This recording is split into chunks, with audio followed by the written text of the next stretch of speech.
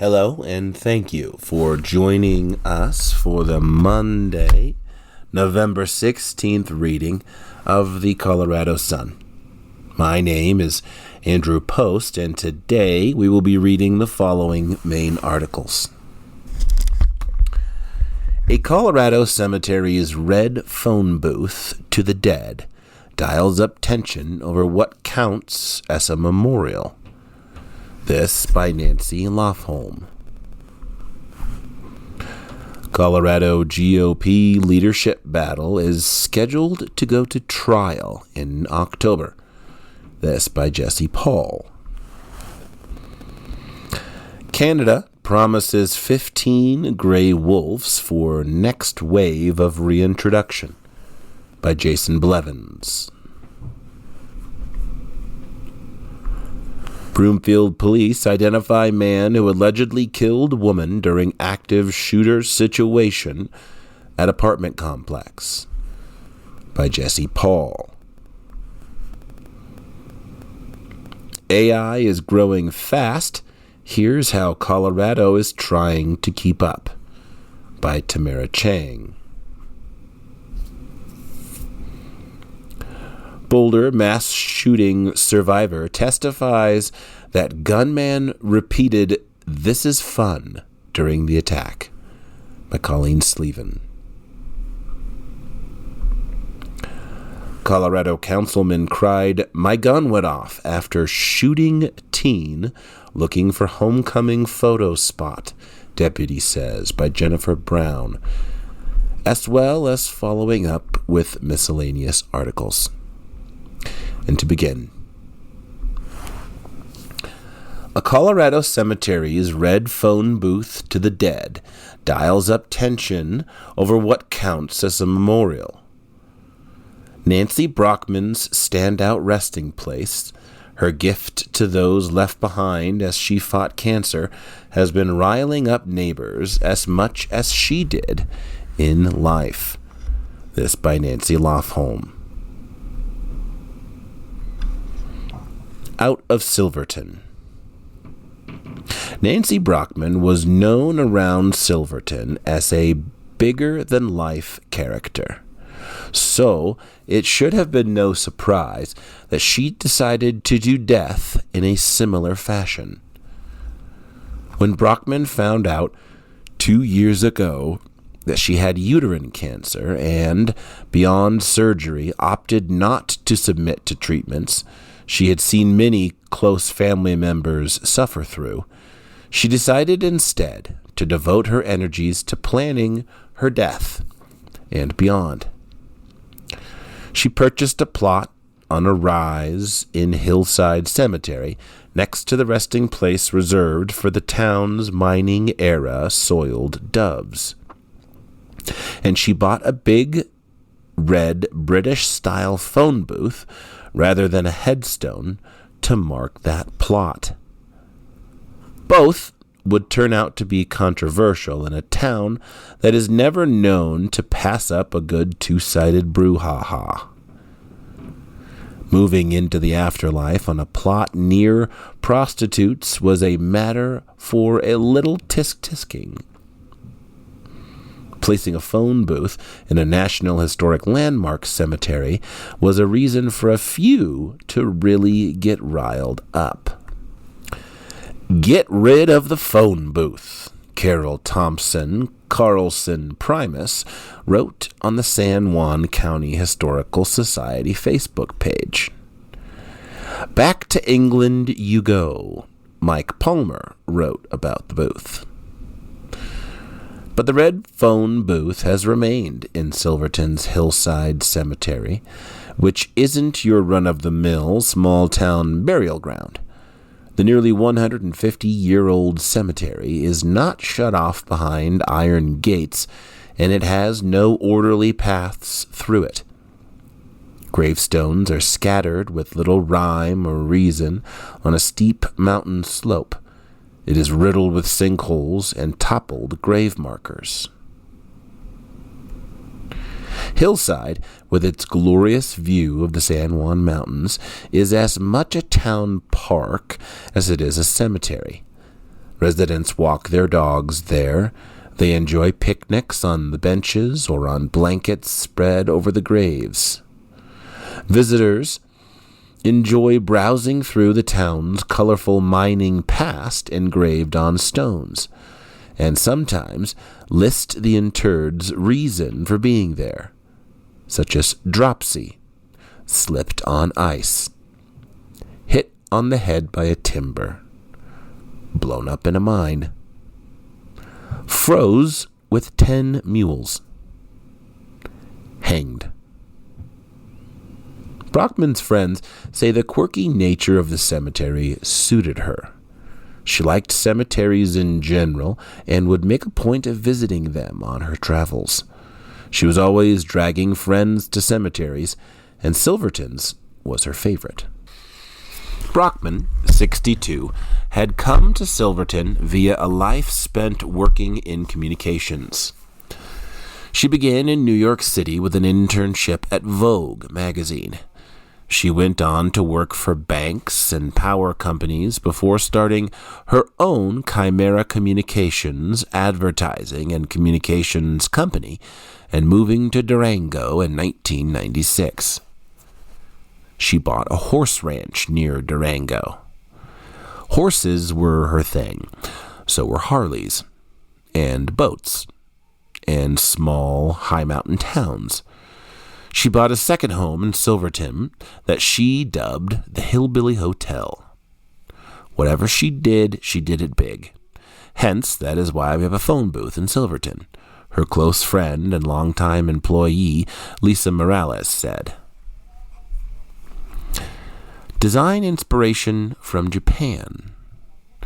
Brockman's phone booth idea was sparked by a concept of a phone linking the living to the dead that was started by Japanese garden designer Itaru Sasaki in 2010. Sasaki placed a phone in his own gardens so that he could communicate with a cousin who had died of cancer. He opened the phone to the public in the following year after an earthquake and tsunami killed more than 15,000 people in Japan. Sasaki's phone sparked an international movement called My Wind Phone, which became a way for many more to communicate with those who have passed. There are no recorded messages on wind phones. The empty shells of old phones are akin to holding a seashell to one's ear and believing that you can hear the ocean. There are now 275 wind phone booths in cemeteries and memorial sites around the world. More are added every week. My Wind Phone listings show the only other wind phone in Colorado is affixed to a tree on Aspen Mountain. The phones inside wind phone booths have rotary dials or old-style push-button numbers, but they connect only to intangible memories. The idea is that mourners can dial a number that they might recall or just make one up. They might speak into the receiver, into the silence on the other side. It is a disconnected way to connect with those who have passed, be they animal or human.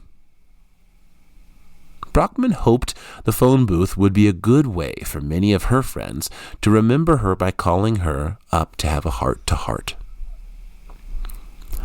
Brockman opted for a British-style phone because both she had visited and traveled in England and loved the bright red telephone booths. And she told friends she would always duck inside one when she had the chance just to feel that steel and glass embrace of a stout red box that was steeped in history. She hoped they would have the same feeling. Before Brockman handed over $4,000 for a reproduction British phone booth she found online, she asked town officials if there were any rules governing what could be put in the cemetery. And she was informed that she could decorate her plot how she wished. So, last October, while she was visiting family in New Jersey, a delivery truck dropped off her phone booth in her front yard. Friends hauled the 400-pound booth to Hillside, where they had poured a concrete base for it. They wanted to surprise her when she returned. To the surprise of many, including Brockman, a rumble of opposition had been building after the booth was placed in the cemetery. Silvertonians, who thought Brockman's phone booth desecrated Hillside Cemetery, took to social media to complain about it.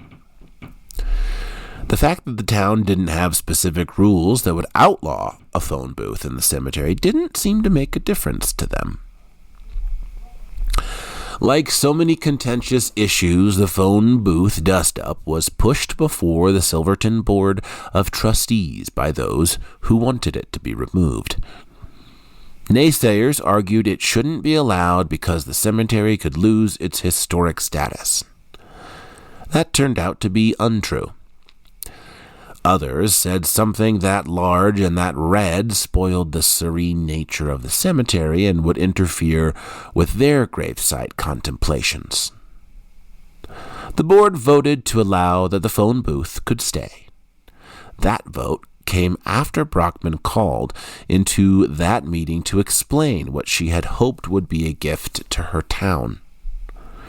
She also placed a full-page ad in the Silverton Standard newspaper displaying her impatience with critics and explaining her motives behind the wind phone.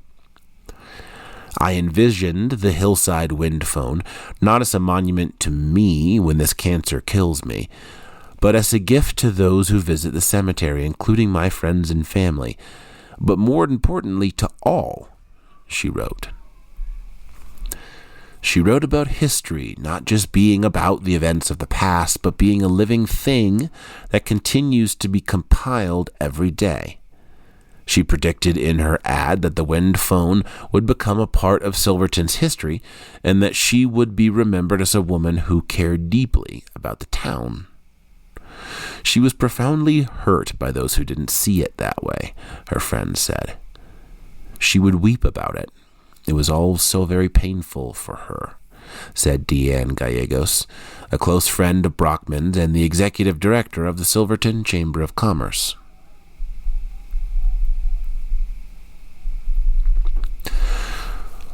Brockman died on August 18th, a bit earlier than anticipated.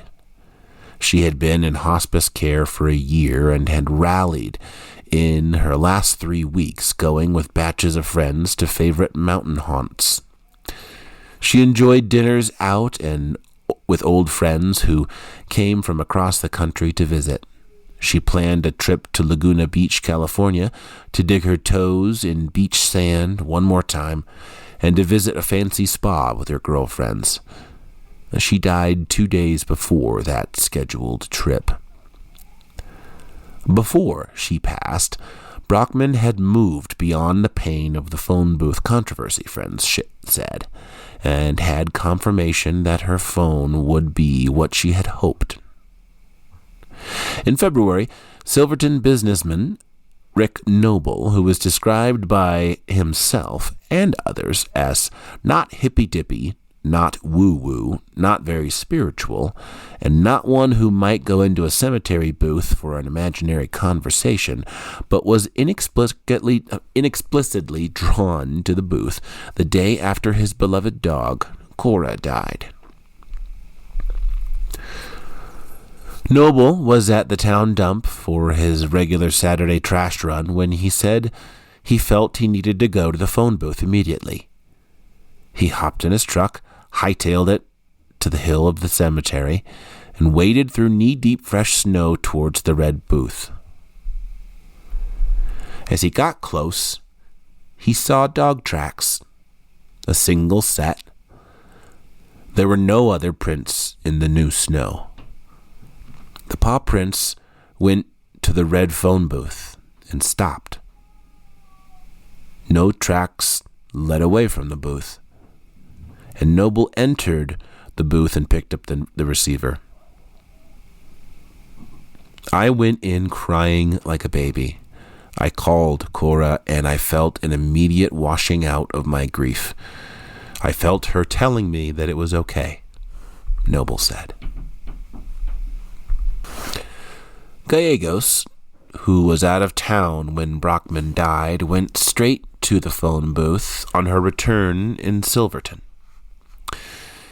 She said that she picked up the phone to say something to her friend, but she found herself at a loss for words. What really threw me was the sheer silence on the phone. That was tough. It's a dead phone. There's nothing on the other end. Gallegos broke into tears and couldn't go on describing her experience in the phone booth. Morales said she hasn't been there since Brockman died. I'm not ready yet, she said, but I will be. Brockman's friends are planning a big community party on October 11th to celebrate what would have been her 63rd birthday. There will be music and dancing as Brockman wished. There will also be a ceremony at the phone booth.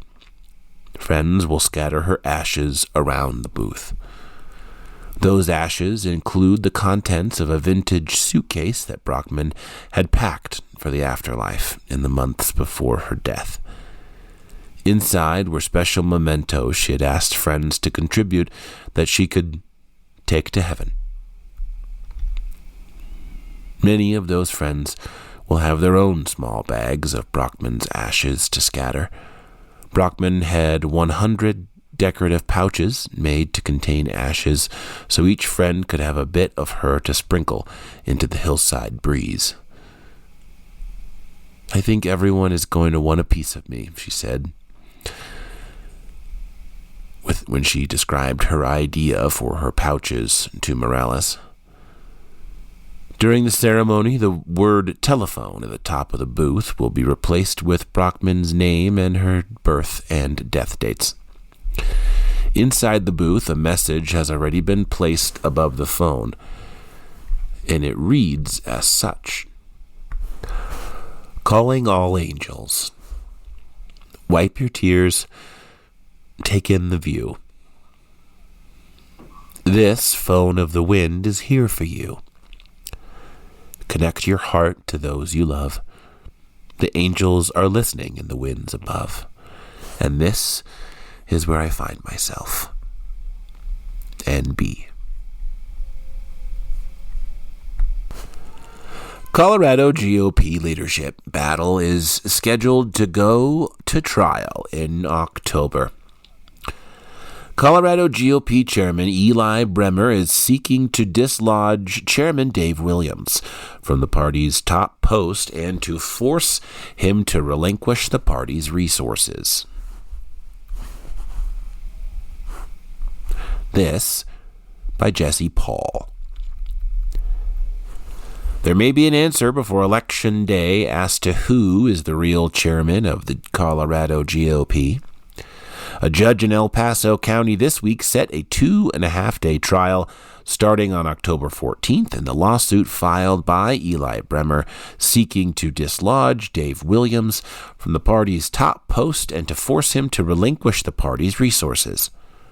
Both Bremer and Williams claim to currently be the chairman of the Colorado GOP. The date of the trial won't leave much time for the outcome to have an effect on the November 5th election. Ballots start being mailed to voters on October 11th. Most television ad airtime and mailers will have been planned and booked by then. Still, the outcome of the legal drama will chart the future direction of the state Republican Party. Williams, a former state representative, was elected chairman of the Colorado GOP in March of 2023. But after a string of controversial decisions, including using state party resources for his own failed congressional campaign this year, endorsing in Republican primaries, and sending out anti-LGBTQ+ emails, a faction of the Colorado's GOP Central Committee has sought his ouster. On October 24th, Williams' opponents held a meeting where they voted to remove and replace Williams with Bremer an ex-Olympian and former chairman of the El Paso County GOP who ran unsuccessfully for U.S. Senate in 2022. Williams and his allies have called the August 24th meeting a sham and refused to recognize the results. Attorneys for Williams sought to push the trial until after Election Day, arguing they were too busy with personal and professional commitments to prepare for a trial before November 5th. "I think there isn't really a need for speed," said Michael Molina, another attorney for Williams, claiming that most of the heavy lifting for the election had already been completed. El Paso County District Judge Eric Bentley, however, sided with Bremer's attorney, Chris Murray, and said that the case should be resolved sooner rather than later. "It appears self-evident that the Republican State Committee cannot function as intended without its leadership issue resolved," Bentley said.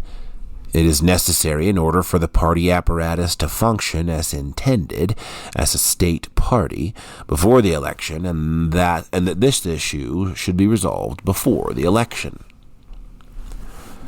The state party's campaign finance reports don't indicate the Colorado GOP under Williams' leadership is doing much to help its general election candidates as November approaches.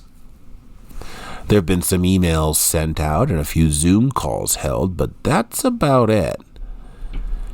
Many campaigns don't trust Williams, and the National Republican Congressional Committee, which would normally coordinate with the party, is siding with Bremer in its leadership dispute.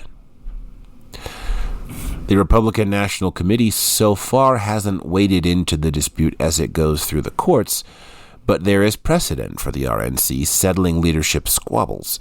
Earlier this year, the National Party chose who would lead the state GOP in Michigan. The controversy comes at a critical time for Colorado Republicans. The party's candidates could use all the help that they could get in an election year where the GOP is trying to win back some power at the state and federal level after years of defeat. Republicans almost certainly can't win back majorities in Colorado, but the party can bolster its ranks to be a more effective check on the Democratic juggernaut. One issue at play in the El Paso County lawsuit is that David Pigou, another attorney for Williams, argued in court this week that he is the real attorney general for the Colorado GOP, not Murray, who filed Bremer's lawsuit on behalf of the party. Pigou is seeking to get that case tossed by arguing that technical point. Pigou is representing Williams and the Colorado GOP in a separate lawsuit filed in Arapahoe County by Williams against his opponents, who are being represented by Murray. In that case, Williams is seeking to invalidate the results of the August 24th meeting where he was removed from his post as chair. Judge Bentley ruled that Murray can represent the party for now while the case is being adjudicated. Canada promises Colorado 15 gray wolves for the next wave of reintroduction. Colorado parks and wildlife officials and wolf advocates cheer the promise of wolves from British Columbia that will be released on the western slope this winter. And this article is by Jason Blevins. A second wave of wolves released in Colorado this winter will hail from Canada. Colorado Parks and Wildlife on Friday announced that it had reached a deal with the British Columbia Ministry of Water, Lands, and Resource Stewardship to source as many as 15 for reintroduction in Colorado from December to March next year. Their willingness and ability to work with another jurisdiction to support our conservation priorities, as they have in the past translocation efforts, demonstrates their long-shared commitment to seeing this species succeed. Colorado Parks and Wildlife Director Jeff Davis said of the BC Ministry in an emailed statement. The Colorado plan for reintroducing gray wolves into the western slope calls for releasing as many as 15 wolves a year for 3 to 5 years. Last year, Colorado Parks and Wildlife released 10 wolves captured in Oregon on state land in Grand and Summit counties. Mostly urban voters along the Front Range narrowly passed the wolf reintroduction plan in November 2020. Colorado Parks and Wildlife spent 3 years crafting a reintroduction plan. 3 of those 10 Oregon wolves have already died, including an adult male that was part of a 6-wolf Grand County pack, 2 adults and 4 pups, relocated by state wildlife officials after killing livestock. On Monday, a tracking collar on a different male wolf from Oregon sent a mortality signal. A mountain lion is suspected of killing another relocated wolf in Larimer County in May. Colorado Parks and Wildlife biologists will begin working with their British Columbia colleagues this winter to capture and transport wolves. The wolves, like those captured last year in Oregon, will be tested and treated for disease, collared, and released in Colorado soon after they arrive in the state. Injured wolves or wolves involved in livestock depredation will not be relocated to Colorado, officials said in the statement. Eric Odell, the Wolf Conservation Program Manager for Colorado Parks and Wildlife, said in a statement that state wildlife managers learned a great deal from the capture and transport of the Oregon wolves last year, and his team will apply the lessons that they've learned this year. Gray wolves from the Canadian Rockies were used for reintroduction in Idaho and Yellowstone, Odell said. There are no biological differences between wolves in British Columbia and the wolves released in Colorado last year, and the new source population will provide additional genetic diversity to our state's small but growing wolf population. In June, a Native American tribe in Washington rescinded its offer to provide Colorado with 15 wolves, saying the state had not addressed concerns raised by the Southern Ute tribe involving wolf reintroduction. Wolf advocates cheered the decision to use Canadian wolves for the reintroduction effort. With more paws on the ground this winter, we'll be closer to reestablishing a flourishing population of wolves, righting the historical wrong of their extermination from our state, and fulfilling the will of the voters who supported this restoration. Allie Henderson, Southern Rockies director at the Center for Biological Diversity, said in an email.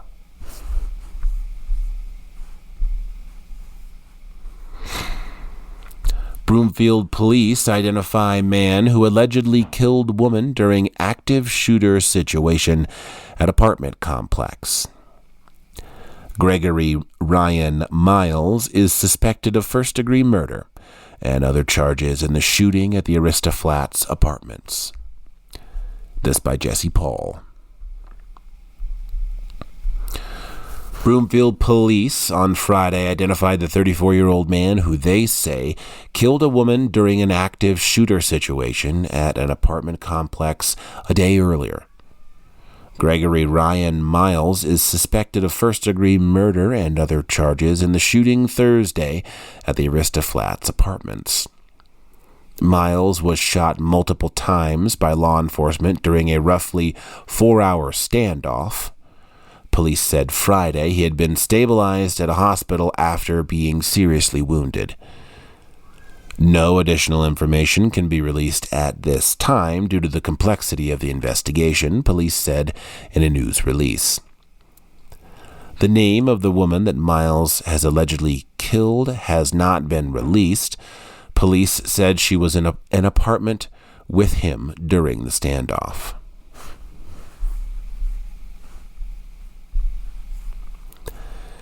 AI is growing fast. Here's how Colorado is trying to keep up. The state and the city of Denver take cautious approach to generative AI as local innovators develop impressive tech. This by Tamara Chang. At some point over the summer, Sunny got a little bit smarter. Sunny, the artificially intelligent chatbot the city of Denver rolled out last spring, wasn't roving the Denver interwebs or trolling neighborhood social networks. The genderless bot was just getting faster at what it was designed to do, mainly by remembering what it had already done. It's simpler for Sunny to come back quickly with a response if it's already gone through that workflow, said Suma Nelapati, the city's chief information officer who's in charge of making sure the tech works for city employees and residents. For example, asking, "What is my trash pickup day for this street?" If it knows the address and if it knows the pickup day, it's easier for it to answer that question the next time around. Baby steps, really. Sunny's still in a crib to prevent it from escaping into the experimental world of generative AI, the game-changing tech popularized by OpenAI's ChatGPT-4 that has machines creating new content. Sunny spent a year in training before a public debut last April, and after the city's own generative AI use policy was drafted, vetted, and approved. Humans are still involved in feeding Sunny to make sure its responses are appropriate, accurate, and not, as they say in the AI biz, hallucinations. Top-ranked restaurants with a local magazine asked Sunny about a few months ago and was excised from Sunny's memory, since the city isn't in the business of specific restaurant promotion. In the past 6 months, Sunny has handled 20 to 30% of calls and texts to the city's 311 information service, which eases the workload of the human operators. In a world where AI is developing so fast, Denver is trying to carefully establish itself as a city that welcomes innovation to solve problems, but also considers unintended consequences. It even organized next week's Den AI Summit, touted as the nation's first city-led conference on the topic. That's in line with the state, where potential privacy, prejudice, and piracy issues of AI led lawmakers to pass a law in May curbing some AI development. Colorado was first in the country with such a law, though challenges from the tech industry will likely result in revisions. The governor's office released its Gen AI policy last month, which impacts all state agencies, said Amy Bika, Chief Data Officer for the Governor's Office of Information Technology. Anything with a generative AI component must pass OIT guidelines. Gen AI can't be used to make decisions materially impacting individuals or entities. In other words, vetting applicants for state benefits or for funding or for an adverse action like an arrest or detention, those must rely on human decision makers. OIT is also trying to figure out how tech like ChatGPT, Google's Gemini, or Microsoft Copilot can help employees in their jobs and assist residents with state services. We have a whole innovation piece that we're setting up, Bika said. We're doing a trial right now with Google Gemini. We have 150 people across all agencies using it and giving us feedback every week, and then we're looking to potentially set up a lab in the future. A lab would allow staff to test out available AI tools like Grammarly and Read.ai to quickly provide summaries and transcripts of meetings.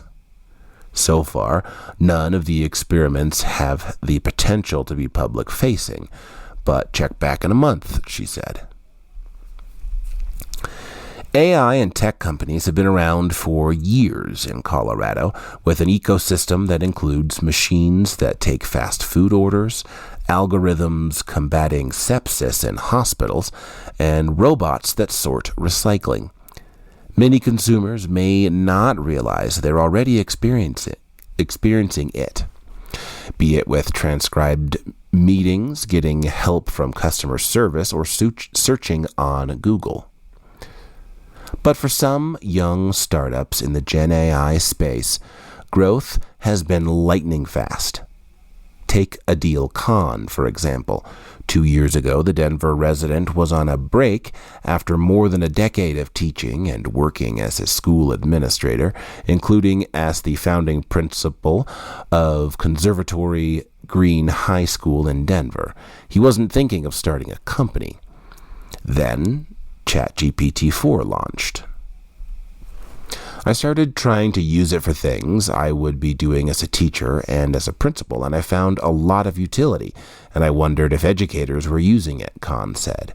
I had no idea for a software company, but I did what a principal would do, which is I went to my old school and I trained teachers on how to use ChatGPT, and in those sessions, their jaws were on the floor. He'd follow up weeks later only to find the teachers had stopped using it. They didn't have the time, or they forgot what to do. They never figured out how to ask good prompts to achieve better responses. So Khan started Magic School in March 2023 as a digital helper. The service can quickly make a first attempt to generate lesson plans, create math problems, or write letters to parents in the same way a teacher's assistant would. Magic School raised $2.4 million from local investors last year and went on to add $15 million more in venture capital in July. Khan now leads the 40-person company from his Denver living room. This week, it reached 3 million users. I think of AI as this really incredible opportunity to help educators and to assist them in their work, fight teacher burnout, help them be more efficient, and also maybe augment and quickly refresh their knowledge on a subject that they hadn't taught before, Khan said. The second part is the student tool. We need to prepare students for a future where AI is everywhere. Next month, Apple will implement AI features on the iPhone. They're already in Android phones. If we're not teaching kids how to use AI in school responsibly, then we're just leaving them to their own devices. But there are definitely lines Magic School won't cross. Grades. We've made a lot of intentional decisions around this, Khan said. One thing we've intentionally left out is giving a grade. The grade is a high-stakes decision that could impact a child's future. The educator is still the center and the decider in that realm. Venture capital has been paying a lot of attention to AI companies, which scooped up 41% of all U.S. VC investments in the first half of the year, according to PitchBook, a market research firm that tracks venture deals.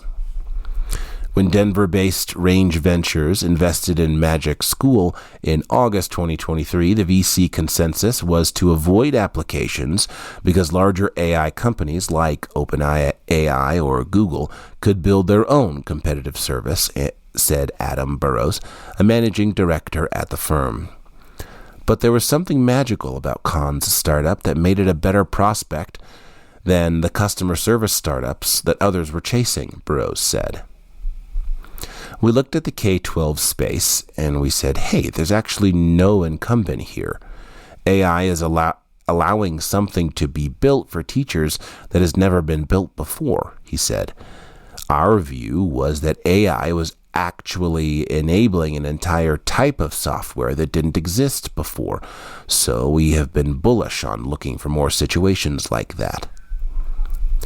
Range Ventures focuses on front-range companies and continues to invest in young AI startups, most recently HappyDoc, a note-taking administrative assistant for veterinarians. AI isn't new to Range Ventures, though. It invested about a decade ago in AMP, the robotics and automation company in Louisville that uses AI to sort recycling. AMP has come a long way from its one-armed robot named Clark, which used optical sensors, machine learning, and AI to pick milk cartons out of a pile of moving recyclables. The company, which has since raised more than $170 million from investors, now builds entire systems to sort recyclable material from plain old trash without the touch of a human hand. What we've done with AI is we've created what we think of as a universal garbage sensor, said Matanya Horowitz, AMP's founder and CEO. But rather than a robot that picks out aluminum cans, we think of the whole factory as a robot, like a 1,000-ton robot. It's awesome. Years of training and scanning 150 billion items has helped AMP's technology understand the differences between various types of plastics, metals, and other recyclables versus actual trash like chicken bones, diapers, and all the nasties, he said. Its machines have been trained to distinguish Starbucks cups. We wanted to show that we had no issue getting down to the brand or packing level, he said. The AMP-1 systems are up and running in trash and recycling plants around the country, including at a municipal solid waste factory in Portsmouth, Virginia. Like an Amazon warehouse where robots do most of the running around, there are few employees on the floor of an AMP-powered facility. There are still some humans, though. AMP calls them data annotators, who can correct the machines and teach them the difference between a Starbucks cup and an unbranded cup of coffee, for example. Everything is just so much faster. The system can highlight things it's uncertain about, giving more leverage to our data annotators, he said. It'll say, "Not sure about these. Will you help me discriminate them?" The person goes through and makes those corrections, and what we're finding is intelligent prioritization of the work can make human annotators 100 times more effective. When Gen AI use isn't widespread upon the floor, AMP engineers use it to code faster. AI tools are so powerful, I've seen it firsthand. The productivity out of developers is unreal, he said. Society will advance so much quicker because software development is about to become somewhere between 10 to 1,000 times more efficient. I think people want to be really thoughtful so that they don't slow down the progress and put us at a disadvantage. Nalapati, Denver's CIO, said that's part of the purpose behind the city's all-day Den AI Summit. The cognitive revolution is here, and it's again characterized by the automation of the cognitive process, she said. And we want Denver to build inclusive communities, and we want to make sure that ethical considerations or responsible AI practices are helping us address the vast impact of societal problems. We want to take advantage of every resource we have to solve the hard, complex problems that we have.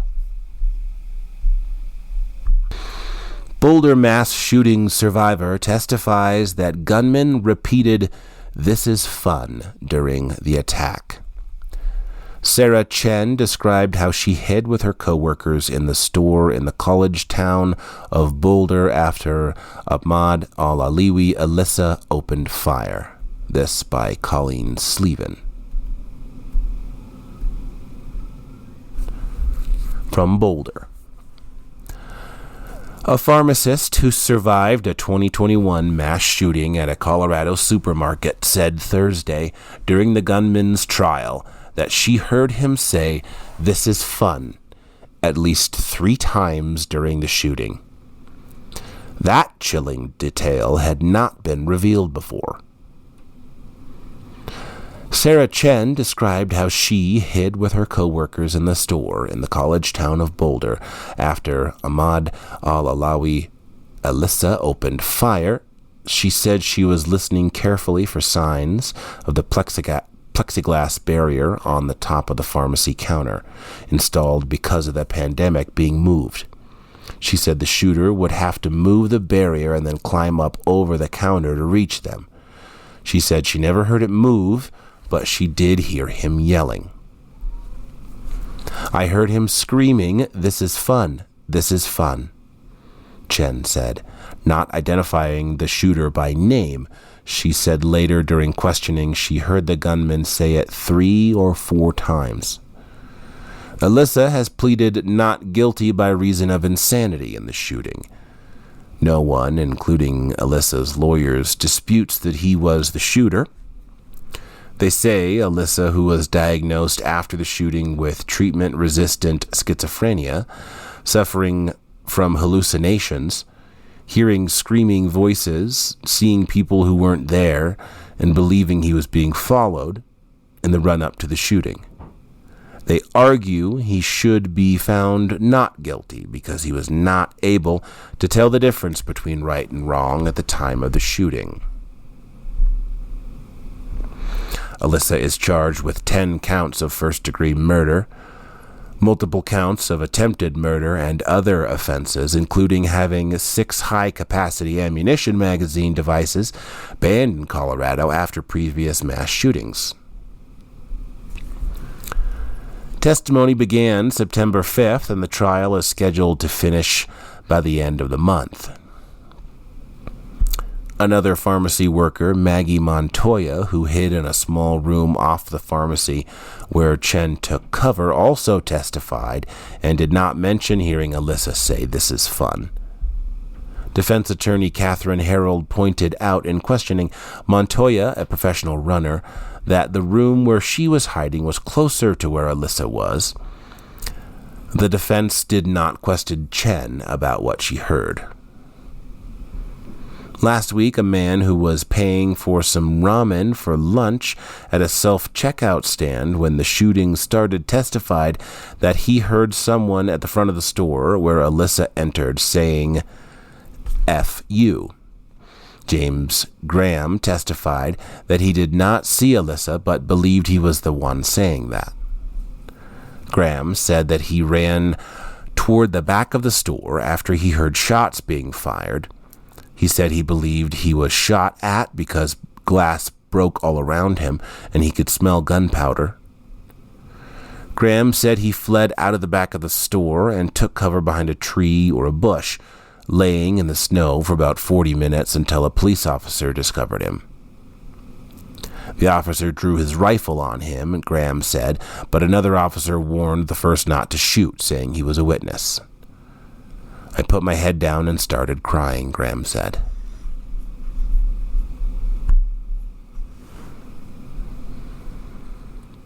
And Colorado councilman cried, "My gun went off," after shooting a teen looking for a homecoming photo spot, deputy says. The 17-year-old was shot along a road in Conifer after he and a friend said they hopped a fence to ask the homeowner if they could take photos by a lake and dock. This by Jennifer Brown.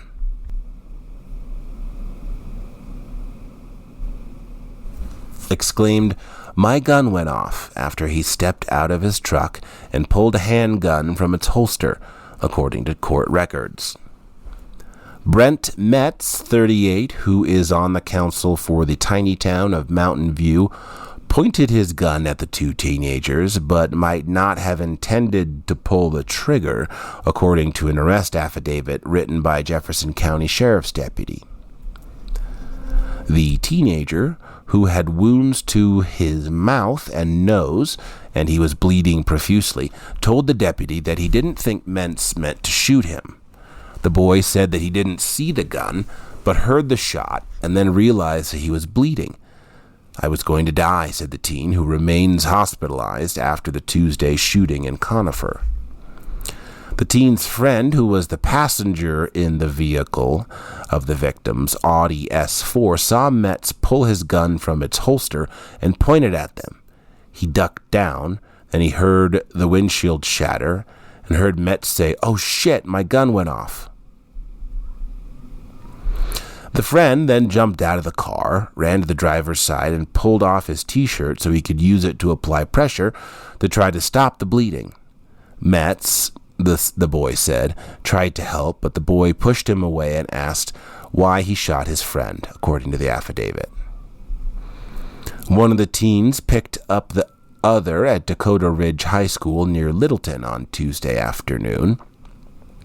The longtime friends left school with a mission to find a picturesque site for homecoming photos, beginning in Ken Carl Valley and then going deeper up into Deer Creek Canyon, when they spotted the home on Pleasant Park Road with a lake and a dock. They decided to hop the fence and ask the homeowner for permission to return the night of homecoming dance to take photos. The boys walked up the long driveway and knocked on the front door, but there was no answer, according to the affidavit. They told deputies they then went back to their car, which was parked along the road, and pulled out a school binder to start writing a note that they had planned to leave for the homeowner. That's when Metz arrived in his truck. He pulled in at an angle, blocking the Audi from pulling away, according to the court document. Metz's girlfriend had seen the two teens on the property via a home security system and had called the Jefferson County Sheriff's Office. She also called Metz, who beat deputies to the property. Metz was arrested and booked into the Jefferson County Jail on charges of first-degree assault, felony menacing, illegal discharge of a firearm, and reckless endangerment. While standing with the teens, Metz refused to say whether he had shot the teen and instead said he needed to talk to a lawyer. But Metz told the deputy where to find the gun, which was in his truck, according to the court document. An initial scan at the hospital revealed the teen had a bullet fragment in his head, the affidavit said. And Loveland man posed as firefighter after sparking Alexander Mountain fire, officials say. Firefighters got full control of the fire west of Loveland on August 18th, about 2 weeks after it started. This by Olivia Prensel. After allegedly sparking the Alexander Mountain fire, which destroyed more than 50 structures and burned nearly 10,000 acres in Larimer County, authorities say a 49-year-old Loveland man donned fake gear and posed as a wildland firefighter to get past roadblocks and enter restricted areas as real firefighters fought the flames. Jason Alexander Hobby, 49, was arrested Tuesday and faces first-degree arson charges, booking records show. He's being held in the Larimer County Jail on a $250,000 bond. Investigators also found that months before the fire, Hobby pulled people over in their vehicles while pretending to be a police officer in a Chevrolet SUV that was made to look like a law enforcement vehicle, told them they were trespassing and pointed weapons at them, Larimer County Sheriff John Fayen said during a news conference Wednesday. Hobby, a former employee of Sylvandale Guest Ranch, modified a four-wheel drive pickup truck with emblems reading Twin Buttes Fire Protection out of Wyoming and had fire gear decorated with similar emblems, Fayen said. The sheriff's office said that there is no record of a fire department registered under that name. It was hard to tell to the point that he was able to cross roadblocks to get to the fire scene, Fayen said. The fire was sparked by a campfire left unattended in a fire ring near the top of Alexander Mountain, investigators found. Fayen said investigators don't know if Hobby intended to start the wildfire. Hobby is originally from California and has been arrested several times there, Fayen said, adding that he is the only suspect in the case. The Alexander Mountain fire destroyed homes, endangered lives, and scarred our community, literally and figuratively. I'm extremely grateful for our LCSO investigations team and U.S. Forest Service partners who worked nonstop to find answers in this case, Fayen said. I also want to thank the Sylvandale Ranch staff. Despite the fire danger at their doorstep, they were extremely supportive during the fire response and cooperated with our investigation in its aftermath. Sylvandale Guest Ranch fired Hobby after law enforcement named him as a suspect in the case, Fayen said. What led us to him was a good deal of old-fashioned plain police work, Fayen said. We knew where the point of origin was, so we went up there to view what we could find and collect evidence with Forest Service. From there, who saw the fire first? So we began to interviewing people, not technology, just good old detective work. Fayan added that Hobby posted photos of his fake fire vehicle on social media channels. A person using the handle Twin Buttes Fire Protection on X, formerly known as Twitter, posted about the Alexander Mountain Fire as flames destroyed homes. Videos posted to the account show helicopters dropping water on the fire and thick smoke plumes. The sheriff ended the news conference without addressing how long Hobby was able to remain in restricted areas and how he exited the fire area or how the ruse was eventually uncovered. Hobby faces 3 other felony charges, including aggravated assault with a weapon, impersonating a peace officer, and false imprisonment for stopping, records show. The sheriff's office is asking for anyone who was stopped by Hobby when he was pretending to be a law enforcement officer to contact the office as they continue their investigation. Firefighters got full control of the fire west of Loveland on August 18th. About 2 weeks after it started, U.S. Forest Service investigators worked alongside the sheriff's office to try to figure out who caused the fire, even if it wasn't intentional. At the height of the fire, 625 personnel were on the scene battling the flames that destroyed 51 structures in Larimer County north of the Big Thompson Canyon. The fire destroyed 26 homes and damaged at least 4 others, according to a report by the Larimer County Assessor's Office. 21 outbuildings were also destroyed. The fire was one of 3 Front Range fires being investigated as human-caused and ignited in the last week of July. And with that, we thank you very much for your time. Once again, this has been the Colorado Sun, and my name is Andrew Post.